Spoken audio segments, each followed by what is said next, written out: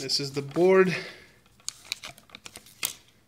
That's the screen, and that's the ribbon cable that I replaced. It's a very, very fine piece of carbon cable, and you have to solder it. You glue it to the surface of the screen. I mean, it's very tedious. You glue it all the way around that edge, except, as you can tell by the black strip on the screen, this is the front. And that's where my mistake was. I was supposed to glue it to the back of it where all the contacts are. Terrible, terrible mistake.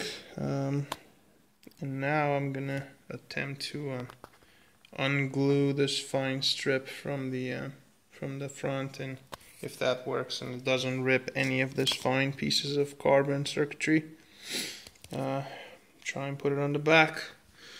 I mean, the chances of me succeeding to do this are slim to none, honestly. I did a great job gluing this thing, replacing it. I'm surprised by how well it went. Except I put it on the wrong side, and I could die right now.